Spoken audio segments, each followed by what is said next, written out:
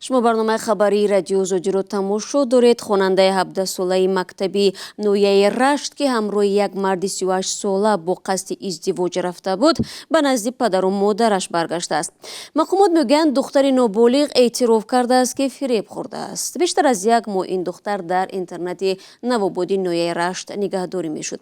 والدانش خبر برگشتن او را در صحبت با همکارم میرزا نبی خالقزاد تایید کردند.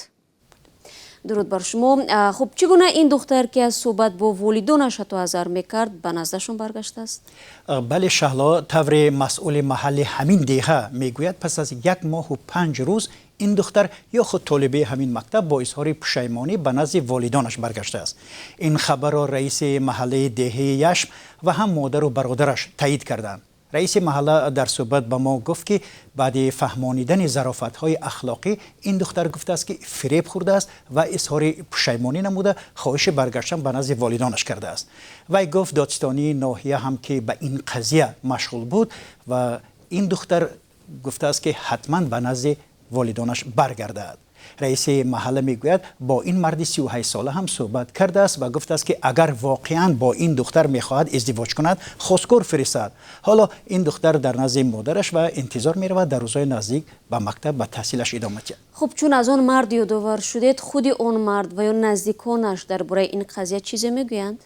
میدانید کوشش های ما برای پیدا نمودن این مرد نتیجه نداد، ولی تنها یک نفر که خود را از خویشاوندان همین مرد معرفی کرد قبلا گفته بود که واقعا این آدم در روسیه زن و 2 فرزند دارد و 5 ماه پیش به تاجیکستان آمده میخواد زنی مسلمان داشته باشد. اما برادر این دختر میگوید که این حادثه شأن آنها را پس داده است.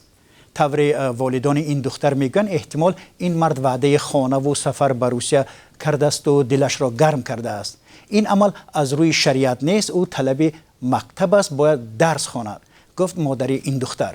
حقوقدان ها میگویند اگر از یک طرف این قضیه های ناموسی به شما رود و از طرف دیگر به عمل عروس دزدی ربط دارد که خصوصا در کشورهای آسیای مرکزی زیاد رخ میدهند. هرچند درباره عروس دزدی در تاجیکستان آمار دقیق وجود ندارد، ولی در قرقیزستان همسایه ما به حساب حامیان حقوق هر سال تا 12,000 دختر را جوانان میدزدند.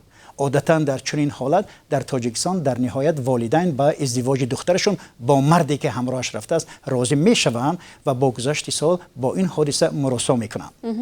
فهمو و سپاس برای صحبت مفصل. سلام، اگر خط و خبر میخواهید ما داریم. نوید بامدادی، سرخط خبرها، اخبار تاجیکستان و جهان، گزارش ها و تحلیل ها. چی میگذرد و چرا؟ دانستن فهمیدن است. زمینه یا اپ ما را بگیرید.